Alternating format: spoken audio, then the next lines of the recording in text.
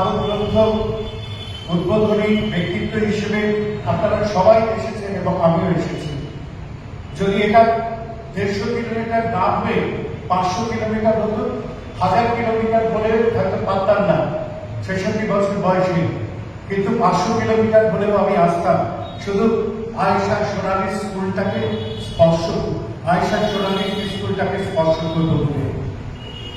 প্রথম বর্ষণের খোলা জলধারা নিয়ে তিত্তির বয়ে চলেছে গ্রামীণ নদী কামা। নদীর পাশে বেড়ে ওঠা ভিজে ঘাসগুলো এবছর একটু বেশি সবুজ মনে হচ্ছে। দূরে সারের মনে মনে যেন শ্যামলের ছায়া লেগেছে। বর্ষায় সারের পাতারা গাঢ় সবুজ থাকে না, কচি কলা পাতা রং সবুজ সারের পাতাগুলো যখন মেঘ ভাঙা সোনালি রোদ এসে পড়ে, বৃষ্টি থামার শেষে কি অপরূপ সেই ছবি। ঘরের মাটির দাওয়ায় বই খুলে বসে দূরে তাকিয়ে আন্দোলন হয়ে যায় আয়েশা। স্কুলে যাওয়ার পথে কতদিন পা ডোবায়নি কপালের জলে, কতদিন যেতে যেতে থমকে দাঁড়িয়ে মাছরাঙা অনায়াস মাছ ধরা দেখেনি। বর্ষা এসে গেল, অথচ জল ছটছট রাস্তায় জোরে হাঁটতে গিয়ে জামায় কাদার দাগ লাগিয়ে বাড়ি ফেরেনি। মাঝ রাস্তায় হঠাৎ নামা বৃষ্টিতে ভিজে গিয়ে লুকিয়ে ক্লাসের পেছন বেঞ্চে বসে গাড়ির চাওয়া শুরুয়নি আয়েশা। বাবা বলেছিল রেডিওতে খবর শুনে আষাঢ় মাস থেকে আবার স্কুলে যাবি রে মা, গরম ভাত খেতে পাবি। সুমিতা, রীনা, জয়িতা, বিকালীরা টিউশনে যে পড়া বুঝে দেয় সেই সব পড়া এবার আমি দিদিমণিদের কাছে বুঝে নিতে পারবো।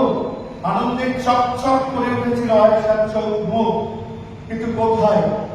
স্কুল তো খুলল না। দীপান বলেছিল সেদিন দিদিমণিরা নাকি বড় মোবাইল ফোনে পড়াচ্ছে, নোট দিচ্ছে। আমার রাবেয়া, সোনালী, লক্ষ্মীর তো বড় ফোন নেই।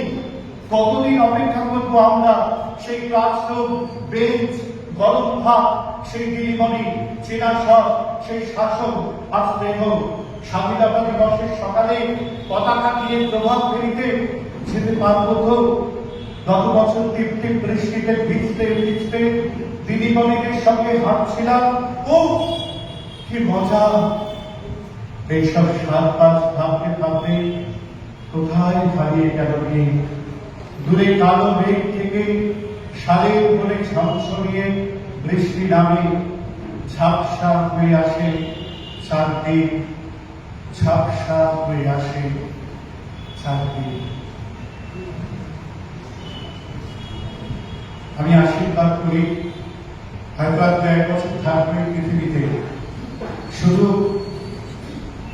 অনিন্দিতা নয়, বাংলা ভাষায় যারা লিখছেন, পৃথিবীর মধুরতম ভাষা, তাকে যারা লিখছেন তারা প্রত্যেকে যেন ভাষা জানানোর আচরণ ধরে থাকে।